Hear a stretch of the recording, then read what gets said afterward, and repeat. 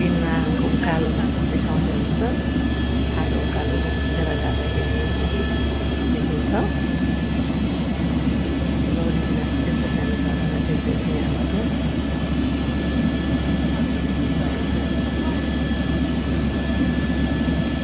हामी अहिले 15,000 फिट उचाइमा छौँ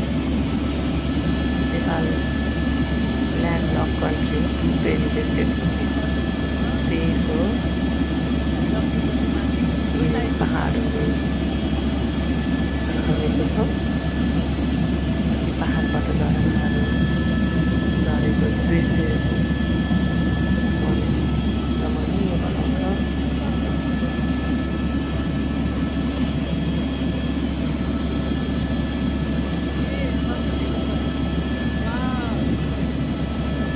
यो चाहिँ सरस्वती कुण्ड हो महासरस्वती कुण्ड फर्स्टमा हामीले देख्यौँ सरस्वती यो सरस्वती कुण्ड हामीले दर्शन गरिन्छ यो कुण्डमा पानी चाहिँ माथि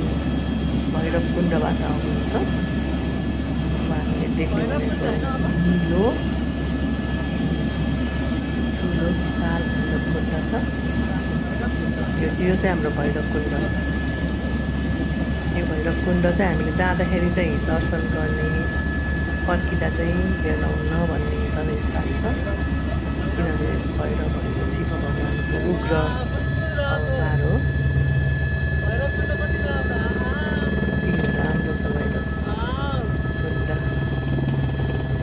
यो भैरव कुण्डभन्दा माथि चाहिँ ठ्याक्कै गोसाई कुण्ड हुनुहुन्छ माथिबाट गोसाई कुण्डको पानी चाहिँ तल भैरव कुण्ड बन्छ भैरव कुण्डबाट तल चाहिँ सरस्वती कुण्ड हुन्छ अब हामी यो देख्ने भनेको चाहिँ गोसाई कुण्ड श्री महादेवले आफ्नो त्रिशूलबाट होइन मन्त्रद्वारा कोपेर जल निकालेर आफूले पिएको विष चाहिँ